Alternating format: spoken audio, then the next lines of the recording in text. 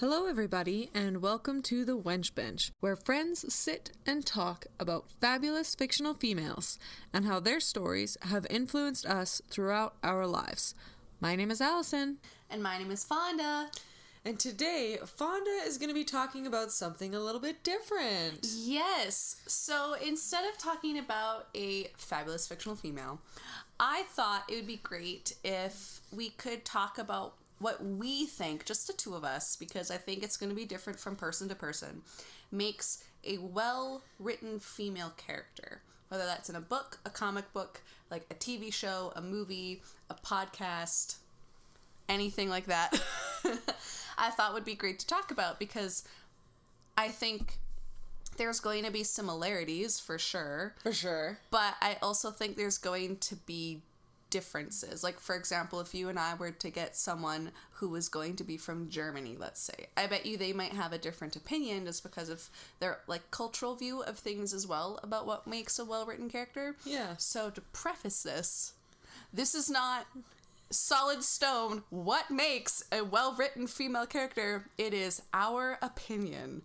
on what we perceive in our viewpoint is a well-written female character. Yes, in our pretty white, pretty heteronormative experience of history. We're going to try and keep this as intersectional as possible. Yes. Because I know we've all had those friends who've dealt with the struggles of not being represented in media in a good way. Mm-hmm. So this is going to be exciting. I'm excited. Yes. So I think to start off, I would like to talk about things I've noticed that make like a poorly written female. Yeah, start at the bottom. Start at the bottom, work our way really, really high. That's my goal. Yeah, because we're probably going to start at closer to reality and work our way into this like crazy awesome future of things that we would like to see. Yes. Yes. And the first thing that I want to say is what I think makes a poorly written female character is when they make a character and they're like for a video game and they're like, oh, it's from a male's perspective and it's going to be a dude. But then they're like, oh, but we should have like a gender option. So if someone doesn't want to play the dude, they can play the girl. And so the girl, like they'll change the pronouns and you're playing a story, but at the same time, you're like, this doesn't feel like it was written from the quote-unquote like female story perspective. It still feels like it's a guy's story being told. I'm strictly talking about writing in the viewpoint of a man's story and perspective and character traits, and then they're just like, oh no, let's make it a female, and they just change the pronouns. They don't even think of changing other things, or the things they do change is like she's a little sexier. Or she walks, like her hips walk just a little bit. Yeah, her clothes are a little less. Yeah. I think I see that quite a bit in games sometimes. Not all games, but like older games for sure. Yeah. And I'm just like, okay. I also feel like it's just narrow-minded writing. So most of the time, and I'm going to say most of the time because there are obviously exceptions, but usually it is done by male writers or male game creators, and so they can't really think beyond their own scope, whereas if you got a little bit creative with it and tried harder, you could really make an ungendered character story. Like, gender does not have to come into video games at all in the majority of things. Like, obviously Lara Croft is different. You cannot just put a boy in like Lara Croft's position and have it be the same thing, because we have those video games already. We have Uncharted. We have a million different video games that are basically just Indiana Jones. Yeah. Having Lara Croft is something for women identifying people to have. Yes. And yeah, like just, it's easy. I don't want to say it's easy because it's not. I'm not a story writer. I'm not going to sit here and pretend to be one either. But putting in that effort to make it non-gendered would be really good, for especially for something like, let's say, Skyrim or those kinds of things. I haven't played Skyrim, don't at me. But it seems like the kind of video game that's pretty like rough and tough boy designed, like fighting dragons and yelling magic words. And something that's, like, interesting in that realm is I have a few friends, and sometimes I'll see them play games, and when they pick to play a character, they don't often pick to play the dude. Like, I'm gonna use Diablo as a game, for example. Okay. I remember when it first came out, a bunch of my husband and his friends were playing it, and I just noticed they were all playing, like, women. Like, they just picked the female avatar. Yeah. Because it's not, like, a really in-depth, you're playing the character, developing a story, you're a character in a world, and you're just figuring out what the plot of the world is. You're not really, like, it's not like a role-playing game. Yeah. And so I noticed they all picked women, and I'm like, oh, is it a women only? Like, I didn't know nothing. Yeah. So I was like, oh, is it like a female-driven story? I'm like, why are you all women? And one person said, because I don't want to look at a man's ass as they're walking. And I was just like, what? And I had to have them explain, because I was like, so you're telling me you didn't pick the female character because maybe they had a more interesting plot, maybe you want to role play a woman and you want to explore that. You picked the female for the eye candy, for the male gaze. That's why it was chosen. And I don't necessarily think they knew it as that, you know what I mean?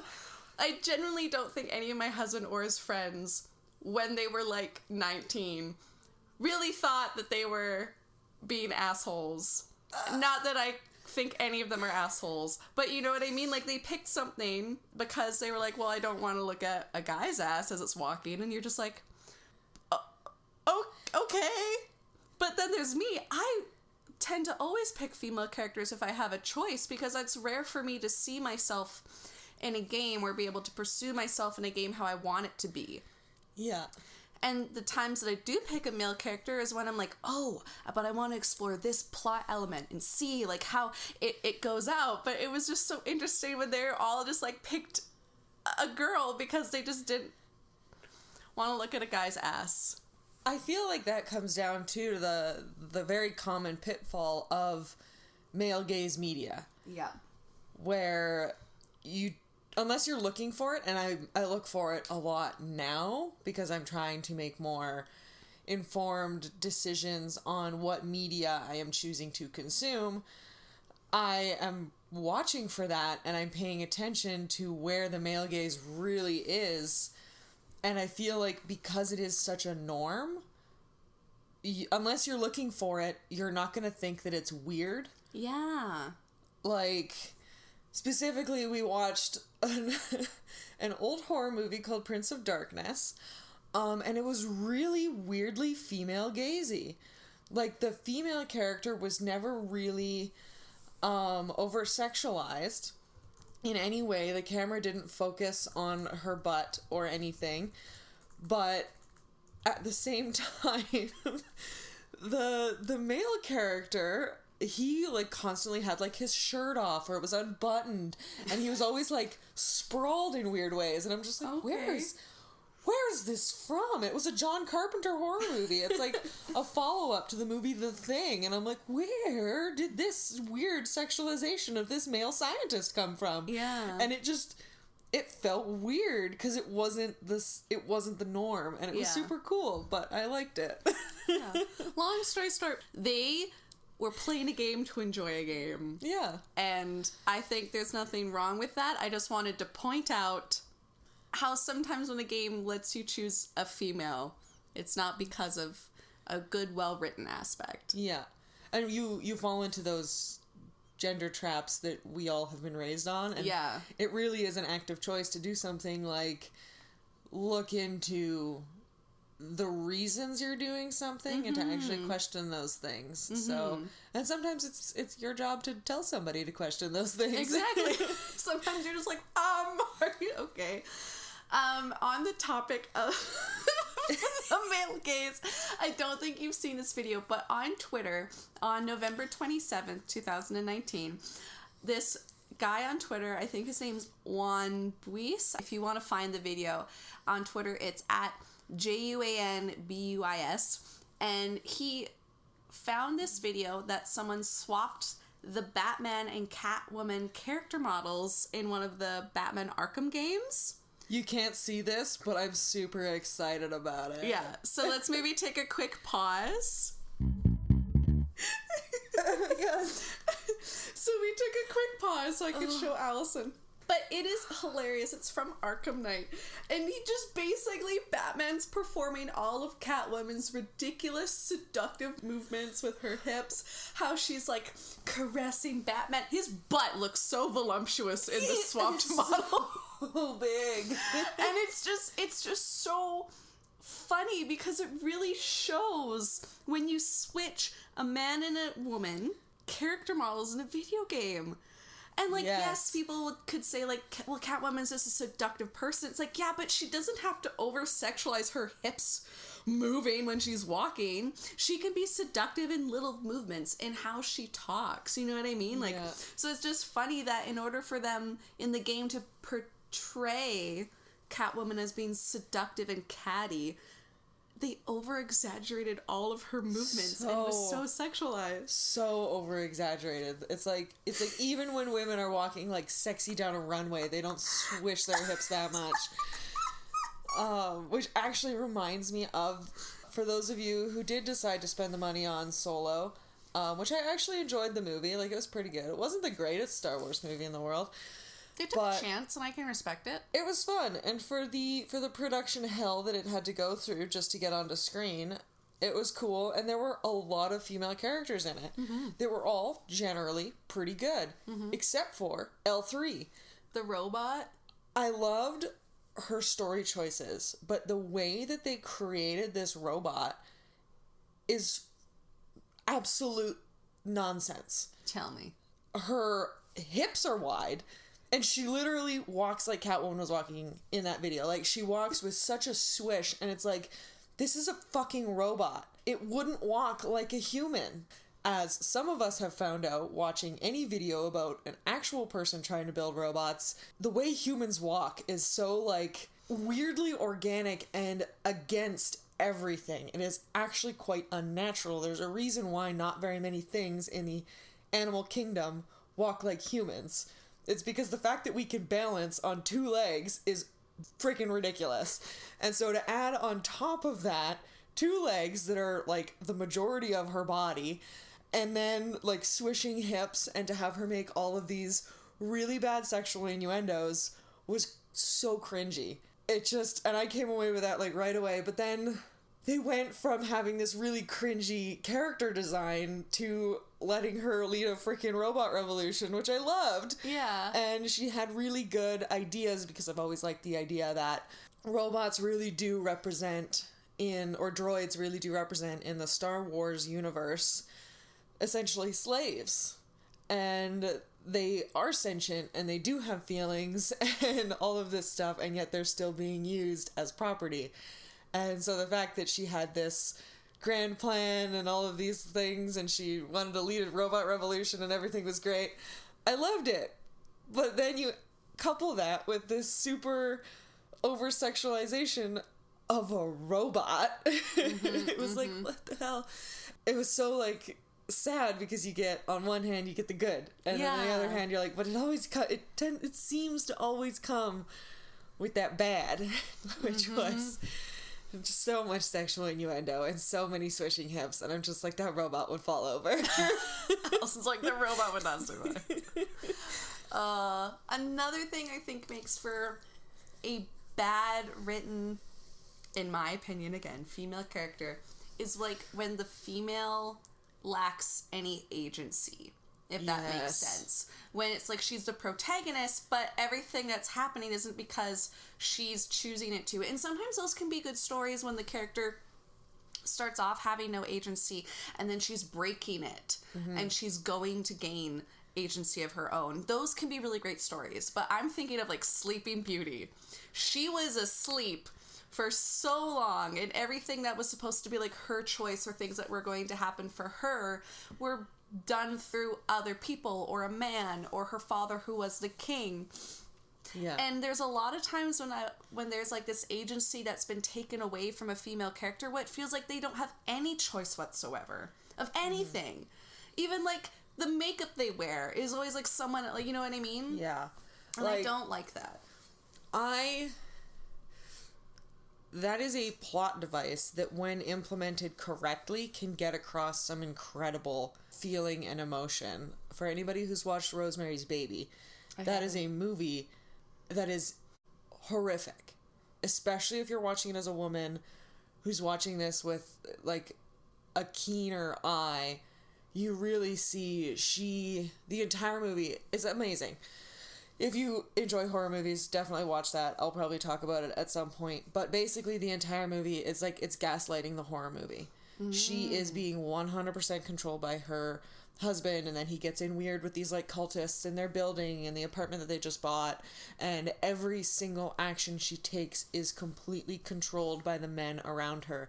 And even when she tries to take agency, it's removed from her. So it's a plot device to make those watching it scared and uncomfortable. And in a movie like that, it makes sense because that's the point. Yeah. But in another movie, when I'm watching it and I'm seeing these women with no agency and no ability to do anything, I'm like, this is a horror movie. You're like, I fucking hate this. And it's like, but that's an inappropriate feeling to get across. And so again, I feel like a lot of writers, usually male writers, don't understand that by removing that agency from your characters, you are sending the wrong messages to literally half of your audience. Yeah. Because they're sitting there watching it being like, this is terrifying. This woman has no choices. Whereas you're trying to be like, well, she's strong because she's doing all of this stuff. It's like, yeah, but she's doing it because a man told her to, not because she wants to, or she's doing it half naked because you feel like for some reason that makes sense in the story, even though it never does. Ever. I know. So that's one thing I hate. I think another thing I dislike when I think about it, and it'll sound weird, but over femininity. And normally what I mean by that is like over femininity that I just so happen think is because of like a man writing the over feminine aspects of a female character. Because there's a lot of men and women who might be more feminine than the other person, but they still have other like quote unquote masculine traits, or they have other things that aren't just like them being over the top feminine in every single thing that they do in life. I'm sexy, but I can change a car tire. But while I'm doing it, I'm going to be so sexy. You know what I mean? It's bend over like, real nice so my ass looks rounder. Like, yeah, it's like, I get it if a character's doing that because they're trying to distract the man. You know what I mean? Like, there's things where, in a lot of spy movies, if there's a female character, she uses her sexual femininity to basically take advantage of someone that's looking down on her. Yes. So I do understand when it's being used for reasons to like poke fun. Yes. Or to prove a point. But I just hate it when they write an overly feminine character and I'm just like, what? Like, this doesn't make sense. Yes. Like, some things they could get right, but there's this other cases where I'm looking at a character that's like, her femininity isn't written in a way that's believable to me. And I think that's why I dislike over femininity sometimes, is because I can't really believe it from my point of view and the people that I've met across my life. I'm just like, I don't genuinely think that's something, but because gender expression is also a spectrum. I know. Yay. And I think femininity is a spectrum. Yeah. And so over femininity where that's all it is. And I'll look at like what episode that was written by or directed by and I'm like, oh, okay. A dude. I do feel like that seems to come up a lot with, like, they're sitting there trying to figure out how to write a woman and they're like, well, woman automatically equals feminine. Yeah. Which is not accurate at all. We're female, but that doesn't mean... Yeah, it has nothing to do, just like everything's a spectrum. I love that big rainbow, like, spectrum graph with, like, expression, gender, sexuality, I think is on there, and I think there's one more that I can't remember because I'm terrible. Either way. Orientation? It might be orientation, yeah. Okay, I'm just trying to help you jog. Yeah. But they're like, well, in order for this to be strong female character that other women are going to connect with, we have to make sure that she's like pretty, which isn't true. But that's just a general pitfall of all of Hollywood, which is you all have to be pretty. And I think we're slowly getting there with wanting more body types and skin colors and genders and all that stuff that's important. Yeah. It's not... I feel like big quote-unquote blockbuster Hollywood movies are gonna take the longest, while as I feel like TV shows and books and comic books and even podcasts, we're getting there so much quicker. Yeah, and things like independent film. I am a huge proponent of voting with your dollar. I believe in taking chances on movies and going to see movies in theaters that were written by women who have female characters, and even if they're bad, if you don't give that one bad movie your money, the industry isn't going to let women have more movies because they're going to take that as a failure. And so vote with your dollar. Please go see movies written by women or anybody that's not just a straight white man. I mean, if you really like that straight white man's movies, go see it. I'm not here to tell you exactly what to do. But if you can take a chance on those movies, things like that movie that I had talked about a while ago, Wild Nights with Emily. That movie was written and directed by a woman. There's another weird horror movie called Cam that was written by a woman who actually cammed as a career, and so it was written in a very interesting way because it was written with respect for the job without looking down on it in any way. And so giving those women those opportunities and showing things like Netflix or your local theaters that I want to see more of this will hopefully get more of that. Yes. So we don't just keep ending up with shitty white male fantasy on screen all the time. And it's really difficult too because I just think that in a lot of media, and I'm not saying that there's a lot of men who are bad writers. There's a lot of people who I think are good writers in, like you say, like up and coming things. Or in general, they're like a good writer, but they don't know everything. You know what I mean? Like if you're let's say that you are Stephen King. Like Stephen King he hasn't lived the life of a trans woman. If he wants to tell a really good story about a trans woman, I think he could do a good job if he had people there to talk to or to check his writing. You know what I mean? Like go to someone that's lived through experiences to help better portray it. And even if it's just like I'm not going to say that every trans woman has the same experience as another person, but if you open up your like catch pool of maybe people who read your work before you send it out to like the director who's going to help produce the show or whatever, if you have more people to help you that are part of those communities, I feel like we would get better things written by men.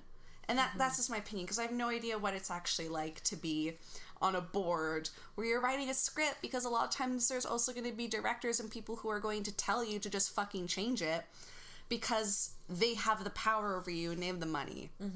So I also think that's also an issue as well, is when you have someone that's like basically forcing you to remove it, or your idea that you're trying to get on the big screen or on a comic book might not happen. And I think that's also an issue for writing with female characters too. And that comes down to something that we as consumers literally have next to no control over, which is needing those men who are currently in power, who are currently doing all of the writing, to offer a leg up to different people. To give those opportunities instead of hoarding them for themselves, which is a larger issue in our country, but giving those opportunities is only going to make the media better. And yeah, I just hope it starts happening more. What else in your opinion, makes a poorly written female character? It all comes down to lazy writing. So it all comes down to not doing your research and to just assuming because you popped a female on screen, she doesn't need a backstory. And that a lot comes down to Mary Janing. Mary Jane? Not Mary Janing. Mary Sue? To Mary Suing characters. And it's because of lazy writing. And writers do it, where they're just like, here's this girl who can do everything. And it's like, can you give me an actual reason why these characters can do these things? And, for example, that animated movie Atlantis, we probably have to talk about it, because there's some absolutely incredible female characters in that movie. I fucking love that. Gangbusters, probably like a 50-50 cast, or at least close to. Yeah. One of the characters, she's a mechanic, and it's because she grew up as a mechanic's daughter, and so he taught her how to do all of these things, and she's also great at science and like doing all of these things, and she's this like badass tradeswoman, but they gave her a reason to be good at that stuff, and so she can be excellent at stuff, and she can have things that she's not good at, but like give her a reason to be excellent at stuff, because a lot of people aren't good at a lot of things. And maybe look at the male characters in the same way that you're looking at the female characters and start questioning, did they give me a reason why he was good at doing that? Or why he was bad at doing that? Or is he just good at doing everything? And start questioning because males get Mary Sued all the fucking time. Yeah. Like, all the time. If you don't think Luke Skywalker was a Mary Sue, you got another thing coming. And I will take those ats. I was like, hey. I will fight you. No, I won't. But you'll talk about it. I will have a sensible discussion with you. But Luke Skywalker, 100%, why does he know how to fly a spaceship? Why does he know all of these things? They did not give you reasons, but as soon as Rey comes in and knows how to do all of this stuff, you're like, well, she's married Sued. Whereas she actually has more of a reason to know how to do these things with the ships than Luke did, because she spent her entire life stripping them and working on them and learning about their mechanics and how ships actually work. There are other issues with Rey, which I will not get into, but that specific gripe is completely unfounded and nonsensical, and if you're questioning why Rey can fly a spaceship, you should sure as shit be questioning why Luke can. What about the arguments like, oh, it's the Force? When someone's like, oh, the Force allows them to know or do these things because they can feel the Force in the ship. That's not what the Force is. That's not what the Force is. Oh, I know. The Force is not a MacGuffin for every single writing, like, every plot point that you fucked up. Like, it's not an automatic, I'm sorry, it's the Force. We'll do Star Wars episodes eventually, and then we can really get into this. I think we could talk forever about what we hate, but I really think we need to go into what, in our opinion, makes a well-written female character. And I want to start off by saying flaws. Yes. And not just like a flaw where someone's like, oh, this person has like, they talk over people all the time. I'm like, okay, that's an annoying trait. Or I'm clumsy, but I'm really cute. Yeah, you're like, my flaw is I'm clumsy, but it's fine. Yeah, I trip over everything. I just can't stay on my own 2 feet. Sorry, I drifted back into the bad stuff. It's bit. Okay. It's fine. But, like, I love when a character has a flaw. Or even if it's, like, a good trait, but for this character, it's a flaw. You know what I mean? And I just, like, Catwoman's greedy. She's a greedy bitch. She wants that money. And that's her flaw, is greed. And that's fine. But, like, another flaw I was just thinking of the other day that some people automatically assume is a good thing, but, like, being, like, maternal. Yes. I can also think be a good flaw for someone. And so to me, just, like, any character at all, but especially with a woman, find a flaw that really shows maybe what her life has been like. Or what their life has been like. I just want to look at a character, and when I'm watching them, see their flaws and understand their flaws. And yeah, I can hate the flaw, but it could also make me, like, respect or admire the character for how they've been written with that flaw. Yes. Purposeful writing. Not just, like I said, not just the clumsy thing where it's like, well, we need It's this. just there. We need her to trip so that the guy can catch her. So we have to make her clumsy. Yeah. And that gets to be her only flaw. Whereas, yeah, when you write them, it becomes a more dynamic person. And having multiple flaws. Yes. You could have one be the more prominent one, that's fine, but in general, as a human being, we all have tons of flaws. Yes. Some of them are just really tiny and people don't see them all the time. And flaws can be strengths as well, depending on the situation. So something like a strong maternal instinct. Depending on the situation, it could help her protect people and become more brave, but then in another situation, it can also cause her to act without thinking. And it could cause her to get herself and possibly other people into trouble. Or I should say themselves. Anybody can have a maternal instinct. Yeah. That doesn't matter. So it can get them into trouble depending on their attitudes. And yeah, just... It's just right, like, fucking human being. So I know it sounds like this is so easy, just right. It's hard. It's hard. But yeah, so I'm trying to think of a good example of a character with a flaw, and I'm going to think of the animated She-Ra TV show on Netflix. Yay! They do a good job at showing their female characters with flaws. And I love it, especially because then they show how, like, for example, Glimmer at one point in the new season, I don't want to go into details because in case anyone hasn't watched it, but it's been out for, like, a good while, so I feel like everyone's binged it. But at one point, she doesn't feel like people are treating her as a strong person because, like, her mom just died and now she's a queen and everyone doesn't want her to feel sad, so they're, like, not asking her to help. They're not asking her to do things that she did in season 1 and season 2 because they don't want her to be upset. They don't want her to think about her dead mother. They think that she should focus on being happy, and it starts to upset her, so she starts to not ask to do things, and she's not telling her friends what she's doing, and she's doing it behind her back. And I think that's a great flaw. Yes. And they do a really good job of it. Because at one point I was like, Glimmer, what the fuck are you doing? Like, I got irritated because they did a good job with it. Yes. They didn't just place it there. They did a good job with it. Yeah. And that is, I think, show creators trusting the audience. Because we don't need everything spoon-fed to us. We can have moments of not liking characters and still enjoy the show. I mean, how many people watched Breaking Bad? I hated every single character in that show. I wanted all of them to die.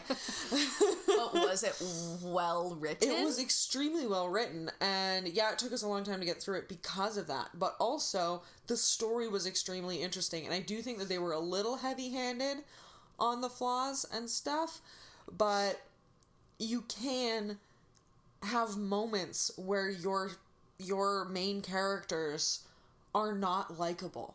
You can, like, do not be afraid of having them not be perfect all the time, especially female characters, which they really get into. Like, any character of diversity, they're like, well, we have to make sure that they're perfect. They can't mess up. They can't do any of this stuff because then they're gonna say that we're messing it up. And it's like, no, like, if you get the input, you should, from people who actually are those things that you're trying to portray, they can at least help you write something that's a little more realistic. And a little bit better. Something that I find interesting is whenever you're, like, I'm sure anyone that's tried writing or making their own, like, original character, you've looked up, like, good character traits or, like, protagonist character traits. And some of the things that I find really interesting is how, like, the top 3 are, like, integrity, honesty, and loyalty. That's what you want in a good hero character. But at the same time, I'm just like, let's just look at honesty, for example. I think honesty is a good trait to have. It can also be a really bad trait to have. Yeah. And so just in general, I think sometimes a well-written female character can, like any well-written character at all, try to do a twist on things that we as human beings like to see in characters. Like, for example, Wonder Woman. She starts out being kind of naive with some things because she's been in one place for so long. Yeah, essentially sequestered from the rest of the world. Yeah. But her innocence is well written because it's not just like, oh, I'm an innocent, sexy older woman who's old enough to have sex with... Born sexy yesterday. Yeah, it's not that. She wasn't written like that. No. And that's what I really liked, because I thought her innocence was more of an innocence of, like, she thinks because of where she's been that it's easy to have peace. It's easy to converse, and it's easy, like, all the things that she had on the island going into the real world where there's men and there's a bunch of people who are arguing and fighting and there's world wars. Like, her innocence is that she's like, these things are easy to achieve. Mm-hmm. And the innocence is broken because she realizes that, like, as much as it is easy to achieve, there's always going to be, quote unquote, like, the villains, the people who want more things, and or they're challenging her view of what a good world is. Like, for example, when people argue about, like, villains that aren't well written, a lot of people, from what I've seen online and, like, even personal friends, talk about how Thanos is a well-written villain. Yes. One, we got a lot of time for him to be introduced. It wasn't like he was just plopped. But, like, you could argue that, like, what he thought would be better for the universe, it was sound logic. Mm-hmm. He just went about it in a really, really bad way. Yeah. But he genuinely thought he was doing something good. Yeah. What he was doing was killing a bunch of people, but also, in his mind, that was gonna save. So it might have killed half the people, or half the beings in the universe, but it also saved half of them. He was doing it for the other half, which is an argument to make. Yep. Yep. Not a great one, but it's an interesting thing to talk about. Mm-hmm. And it's interesting. It's like those questions where someone's like, you're on a track and you need to switch the train to go another way. Do you hit the old lady or do you hit the 3 children? It's like there's arguments to be had for both sides. Oh yeah, then you start throwing in the things where it's like, would you kill the one escaped prisoner or the, like, 4 kids? And it's like, okay, so you value these children's lives over the prisoners' lives, but, like, what if he was in prison for the wrong reasons? And so you start adding in background information to try that changes your opinion, and you can do that with characters. Yes! You can do that with female characters where you start off thinking one thing about them, and then you start adding in these little nuggets of their history, of their past. And I found that they did a really good job with that in Captain Marvel, where they really started just plopping in all these little things where it really explained why it was she was who she was at the end, which was a completely gaslit, brainwashed, probably PTSD'd, poor, like, taken advantage of woman who has found her strength in herself. Like, such a cool story, but then they start adding in all these little things from her history and how all those things go together. And her best friend, I put that in air quotes because they are definitely together in my mind. Alison's like, I ship them hard. Because that's how the 90s worked. Oh, she's my best friend. Yeah, we're just friends who live together on a farm and have a child. It's okay. It's fine. Oh my god. But yeah, just using positive traits as flaws, as well as having them be positive traits, creates a dynamic interest. It is so fun. So flaws. Yeah, I love flaws. I love a good flawed woman. I do too. And I think, at least I notice, we always talk about, when we've picked a female character for an episode, we talk about the flaws that they have. But yeah, I think something else in terms of, like, when a female has been written good it's normally because a female wrote an episode or a female did something or a producer was a woman. Because, like, for example, let's look at the new movie with Harley Quinn. Yes. Birds of Prey. Yes. You can totally see the difference about what Harley Quinn is being perceived as through the audience versus when you go and watch her performance when she was in, what the fuck is the name Suicide of it? Squad. Thank you. I was like blanking and I was like, I don't remember the name of it. But in Suicide Squad, she was so sexualized. And, like, I get it. You could say, well, she is a sexy person, and a lot of the things she does is to challenge, like, a man's point of view, and, like, her strength is how she's using your vision of what a woman can do against them. It's like, that's fine. But if you watch the acting, the directing, how the shots are done, the clothes that are picked, all those choices go into us viewing a character. And how Harley Quinn is perceived in all of the trailers of Birds of Prey, it is noticeable the difference between the fact that it is a female produced, directed, driven media versus Suicide Squad. 100%. Yeah. And I just like, I want to talk about it more, and I don't want to say that men are bad at writing female characters. There's a lot of characters I like that are written were created by men, but then later through the help of like another female, like let's say for example like Rogue from X-Men. Yeah. I think she's loads better now than when she started out. Yes. Because there were some choices that they did to Rogue that I was like, no. Like, she freaking got together with Magneto, who's, like, way too old, and, like, all these weird choices anyways. But age doesn't matter when it's an older man.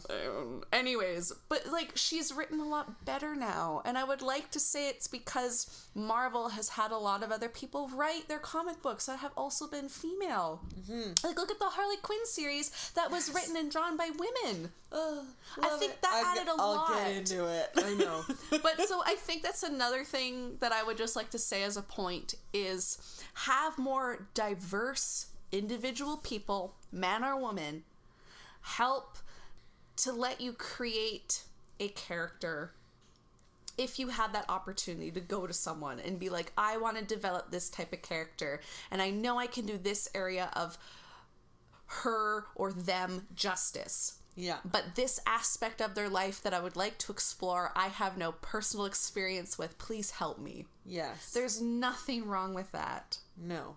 And hopefully the world is getting a little bit better with that, because we are seeing such success with things like handing over female characters and realizing, oh my god, they do so much better now under the guidance of an actual female character, mm-hmm. or of an actual person who has dealt with those similar issues.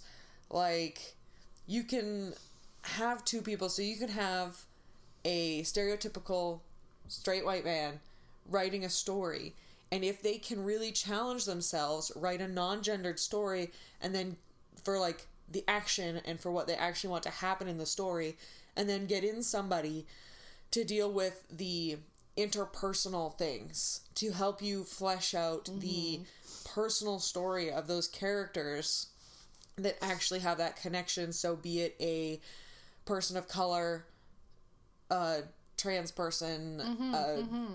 Asexual person, like get in somebody who actually has experiences in those sections of the world, and just honestly just talk to people. Yeah. Like, it's not that hard. And do research, watch a documentary, mm-hmm. look at characters that a lot of people like that are a trans woman, and mm-hmm. wonder what is it that about this trans woman on this show like Euphoria that everyone is praising. What are they doing differently? Mm-hmm. Like, it's okay, I think, also to like make a mistake. Yes. You know? We have to give them the opportunity to create and to have these stories be different, and it might not be perfect, and it might not be exactly your story, and you might not completely connect with it, but it's a first step. Yeah. It's taken us how many years of cinema just to get to the point where we finally have a female leading superhero. Like, it's taken so many years, and we cannot, as much as we want to just jump ahead and have all of these things be there, that's not how, unfortunately, that's just not how the world works. And I wish it did. I wish we could just jump ahead and have all of these incredible characters, like I said, talking about reaching for the stars. Yeah. And we as consumers have to let that grow, and we have to support the things that are trying to grow that, even if it is problematic. We can talk about why it's problematic, and then hopefully bringing up those problems will help the next one be better, and the next one to be better. Like, we went and saw the new Charlie's Angels movie. It was fun! It was fun! And there were so many things that the original movie was also fun. Like, it was a riot. But going back and watching the original movie, there's 3 shoehorned relationships, which didn't really need to be there. There's a lot of weird stuff with race in there. Lots of weird things going on. And the new one focuses on the women, and it focuses on the angels, and it kind of changes the view. So even though the new one isn't perfect, it's a big step. It's better, and it's a big step. And yeah, there will always be a place in my heart for original Charlie's Angels. I mean, that movie is fun as hell. But again, like, it's one of those things that it has a place in my heart from when it was created. And now getting the new one, I'm so happy to have seen a growth, and I would like to just see that grow more instead of having Hollywood cower because the internet eats itself. Because unless we give them space to grow and explore diversity, they're not going to want to keep growing. We're going to put them in this little pot of like anger and negativity, and then it's just going to shrivel and die. And then we're going to go back to having nothing. I know. I have no direction in how we're going from one point to another. It's just what comes to my mind. I hope you all know that. I wanted this to be an organic conversation. But I hope you're enjoying it. I hope so. You might have a hard time editing this one else. I will. But something else that I've noticed in terms of what makes me enjoy a female character has also been when something just seems real, if that makes sense. Like, for example, because we just talked about Charlie's Angel, when Sabina was going to that, like, spin class, and she awkwardly goes up, and she's like, hi, bye, she turns away, and without even a beat, and it wasn't even like it was supposed to be unnatural, she sees another lady walk by, and she turns, and she's like, oh, hi, like, you can tell she wanted to flirt with her. Yeah. And there wasn't any, like, lead up or anything. It was just, like, a natural thing that would have happened in real life, where you're just like, oh. And they showed it. I know. And I loved it so much. Kristen Stewart was such a breakout in that movie. It was amazing. She was... I love it. She was so much better than, like... And she's been impressing me lately. Just with her movies and her choices after Twilight have been truly, like... amazing. And I have so much, and I hate it because I look back on that time, and the first Twilight book wasn't bad. I will be not the first person to say that. And I'm working on my own biases and looking at my own things. So back then, with the Miley Cyrus doing her weird AWOL stuff, and like Kristen Stewart, everybody like giving her so much hate, I realized that was my own gender biases and my own like societal norms leaking in and being like, you need to hate this person because they're being human. And I bought into that. And now I'm working on looking at the whole picture of these characters and these people, these actual human beings in the spotlight. Yeah. And I'm looking at it and being like, I should not be judging them because of that, because most of the time it's simply because women are being human. Yeah. And we get that in reality, and we get that in TV, is when a female character is written as a human, as a well-rounded human, we somehow, for some reason, hate them for it. Yeah. We're just like, Mer! And like something like Cersei Lannister. You're supposed to hate her, but at the same time, I hated her and I wanted her to die, but I loved her so much. I love her character, and I love the way she was built, and her, like, intricacies as a well-rounded person, and it was so good. It was so good. Oh, like, I love Sansa. Oh, God. Yeah, like, embracing those things that frustrate you about somebody, because you have those feelings for male characters. Yes! You have those exact feelings. But we're taught as a society to hate those things in female characters because we need them to be perfect all the time. We need them to be the eye candy, or we need them to be, what's it called? The fridge wife? What is it? What's that thing called? Where there's the girl in the fridge. Yeah. Yes. Where there's like one female character whose whole thing is to like die basically and provide her husband or significant other a reason to go out and do a bad thing. And it's stupid. It's a stupid trope. Yeah, it's like my husband always laughs and says that the women in refrigerators trope is feminist comic book lovers, like, #1 go-to. It's like, if you are going to be judging comic books on a feminist level, the first thing you're going to learn is that Green Lantern had a wife that was in a fridge. And she was murdered and killed for the plot. And that was it. She was put in to die and to be put into a fridge. And so that's why it's become a trope, is because it's just like the ultimate example of women being a plot device instead of a character. So good. What this boils down to, that I think about it, is not what makes a well-written female character, but what makes a well-written person, a well-written human. Yes. And it's unfortunate that we talk about what makes a well-written female character, whether that's because they're a straight woman, a black woman, a Chinese woman, a trans woman, whatever have you. We talk about it in the women's standpoint. Like, that's what we've done this entire podcast just now. We talked about it because a lot of women are poorly written in media, and there's a lot of great women that are being written better, but like you just said, it boils down to writing a fucking human being. Yes. How do we write people? We write them like people. This is a revelation. The title of this episode is not what makes a well-written female character, but what makes a well-written human character. And just us talking about women the entire time, because it's frustrating. It's so frustrating. And this is why I like, just segue suddenly, Dungeons and Dragons. Any role-playing game that allows you to explore, to be a person of any kind, whether you're a gay elf, whether you're a buff, half-orc trans woman making your way through town and killing things. Like, it's a great way to explore a character that you want to see, but maybe you don't have the best writing skills to make a novel, or to go to Hollywood and be like, this is my script for a show.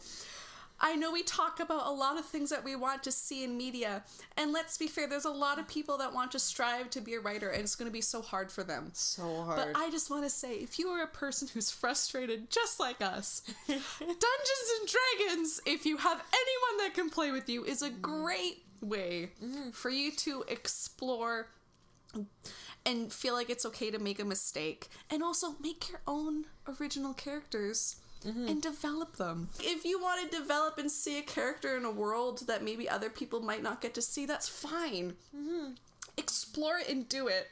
Also, self-insert characters. If you want to see more of yourself, do it. Like, there's so many different kinds of role-playing games. There's so many different structures, things like Call of Cthulhu and stuff like that. Like, you have so many opportunities in front of you, and it's a nice little escape into a world where you can see somebody like yourself, and you can work with your friends, and you can all build it together, and it's a good it's a good little bit of positivity. Yeah, or back things on Kickstarter. If someone's developing something that fits into what you want to see, like even if you don't have money to fully help fund something, like retweet it or talk about it, because there's a lot of people who are trying to get things out into the world, and Kickstarter's really helping that. Also, look for it. Yes! It's hard, I know, but look for it. I have found probably my new favorite, like, comic book series, because I was listening to a podcast and they mentioned this about feminist comic books. Mm-hmm. And one of them is called Hex Wives. I think I've heard about that, actually. Oh my goodness. I am 100% going to talk about it. Basic idea. Women be witches. Oh! And they have to, like, draw their own blood. So anytime you damage them, they actually get more power. And they're all in, like, this coven, and they keep getting reborn. And so when they die, they are reborn into a fresh new body. Are they always born as, like, a woman? They are always, well... Quote unquote? There's only been one paperback. So they haven't really, like, got into a lot of that other stuff. But basically, it takes place back in, like, the 20s. There are women of all different colors in it currently. And they're all so amazing, and I love them, and there's lots of gayness. And it's so good. And there are men who hunt them. And so these men, at the very beginning, none of them realize that they're witches, because these men have, like, basically made them forget and trapped them in this, like, suburban area where they all have to be housewives, and then they're pretending to be their husbands, and it's really gross and icky. And then by the end of the first paperback, they realize that they're witches, and they revolt, and it's amazing. Oh my god. They revolt against the man. And it's such an interesting storyline. It has so many different things, and it's only one paperback in. Like I said, like, there's a lot of different, like, sexualities and stuff in it, lots of different colors, and they all have, like, different personalities and attitudes. And, like, backgrounds, and, kind of. like, you kind of get to see a little bit of their backgrounds, and it's such a cool, interesting thing to see, and I bought it immediately. So I'm going to say this a million times on this podcast, probably. Vote with your dollar. Go out, buy those comics. Actually spend money on them if you have it. If you don't, share it, tweet it, talk about it. Mm-hmm. But look for it. Actually do that legwork. If you're looking for these things, like, go out and search for it and find it and bring it all into yourself and around to the people who you know they're also looking for those things. So good. I hope we ended this on a positive note, because I realized we got really passionate. And I was like, let's start with the bad things. And then halfway through, I was like, oh, we're still talking about what we dislike. I really hope that this episode kind of has allowed our audience to understand maybe more where we're coming from when we're talking about, like, the fabulous fictional females that we want to talk about. And there's so many more that we get to explore, and in turn also get to hear from other people about, like, I might not like a character, but why do you like them? What makes them good for you? And I'm really excited about that. And I just love women.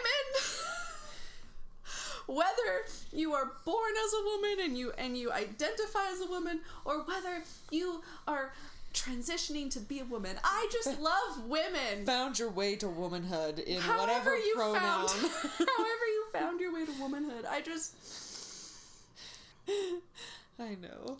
Anyways, I want to end this by asking you, Alison, what are you excited about right now? So I've been literally trying to avoid talking about this character all episode. Okay. Because, as I think we have mentioned, we are recording these all ahead of time so that we can have a bunch to put out in sequential order for y'all. But I have started watching The Mandalorian. And it's amazing. Okay. And I love it so much. Okay. And there's a bunch of really cool female characters. Like, there's one character who is a Mandalorian, and she's, like, their forger. Like, clearly inspired by Hephaestus. Like, very Grecian. Her helmet is, like, badass. I don't think they've actually I don't think they named her or used her pronouns at all, but you can tell that she's feminine. She has a feminine voice and a feminine looking body, but not super feminine. Okay. Because they do a really good job at the armor. Got it. Looking a little more shapely, but not actually being useless. Okay, got it. But she's like, she creates their weapons and their armor. Got it. So this character is perceived as a female. Perceived as a female. Okay. Super awesome. And then there's like a really pretty like woman who works on this tiny little farm that they went to. And then there's my new love in the whole wide world, Cara Dune. Oh, Cara Dune. Sweep me away. Take me to the stars. So pick me up off my feet. Hold me tight. Yeah. Never let me go. Yeah, my queer heart is pitter-pattering for Cara Dune. I'm happy for you. I really am. And she is played by Gina Carano, the MMA fighter, and she is thick. Like, she's got buff arms. Oh. And it's just like this like toned or like thick, like toned. Got like, it, okay. Like she looks like she could kick your ass. Yeah, she's got some like thick, like big legs, like all muscles, and I'm just like, ah. You're like, please. She's got this like short like side hairdo and this little like tattoo. I don't know if it's a tattoo or if it's her mole, but it's under her eye. It's so pretty. And she used to be a shock trooper, and now she's a mercenary, and I'm just... You're here for it? I'm so in love. I'm so in love. And Baby Yoda, who I don't think has been gendered yet, so currently non-binary Baby Yoda. I love all the gifs I've been seeing of Baby Yoda, by the way. They're He's good. such a sweet child. Really good. They're good. They're good. Such a sweet... So good. Such a sweet being. So it's giving me so many good Star Wars feels. And like my husband talks about it, it is 100% this old, I think it's a Japanese comic called Lone Wolf and Cub, which is it's a very classic story trope where there is essentially the lone samurai kind of character who has to take care of a baby. And it is in a lot of things. I think Wolverine did it, a bunch of different comics did it, where a character who's like traditionally masculine, really kind of hard emotionally, has to take care of this squishy infant who has nothing but love in their heart. And so it like melts the hard warrior, and it's just, oh god, it's such a good trope, and I love it. So, yeah, Disney, you evil corporation, I will give you my money for the Mandalorian. So, that's what I'm excited about. I'm so glad. Okay, so now that I've revealed my innermost attractions to the podcast, there'll be more to come. There will be. It's okay. You can find us wherever podcasts can be found. And please make sure to rate and subscribe if you haven't already. You can follow us on Tumblr, Twitter, and Instagram at Wench Bench Pod. And if you want to reach out, you can send us an email at wenchbenchpod@gmail.com. All the art for the Wench Bench was designed by the wonderful Tessa Joyce Riecken. You can follow her on Twitter at Werevile. Thanks for listening, and talk to you soon. Please come back. Bye. Bye.